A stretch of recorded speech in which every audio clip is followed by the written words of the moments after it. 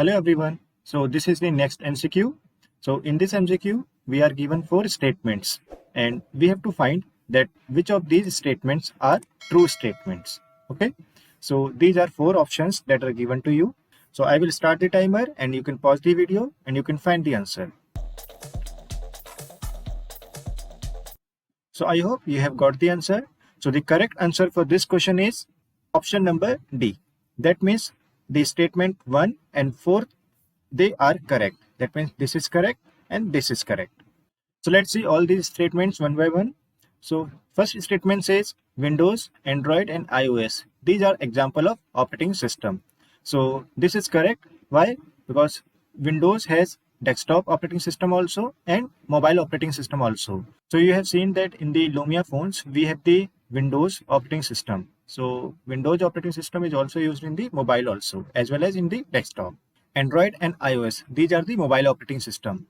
Android is by Google and iOS is by the Apple.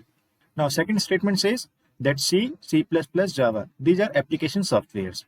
So actually this statement is false. Why? Because these all are examples of the programming language, and using these languages we used various softwares like C, C++ is used in the system programming area mostly. Java is used for the application softwares as well as the backend language. Okay. So now let's see the third statement. So third statement says the symbol rhombus, which is used in flowchart, it is used for describing the calculations. So actually this statement is also false. Why? So the rhombus is used for the input and output statements. For example, if we have to read some value of the variable, then we use rhombus, and if we have to print some answer, then we use rhombus in our flowchart. For the calculation purpose, we use the rectangle box. Okay. So let's see the fourth statement. The fourth statement says cache is faster than primary memory. So like you can see here, we have the CPU, we have the cache memory, and we have the primary memory. So primary memory is usually larger than the cache memory. Okay. And what is stored inside this cache memory? So cache memory actually stores the frequently used data, which is actually used by the CPU. So for example, the primary memory has some data. Okay.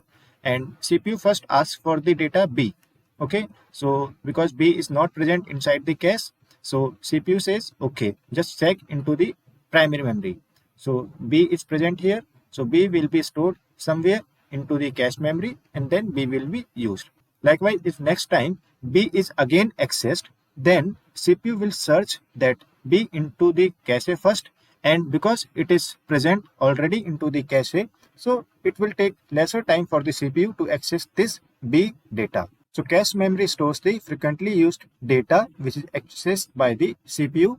And because we have to store the data which is actually used frequently again and again, that's why this cache memory is made faster than the primary memory.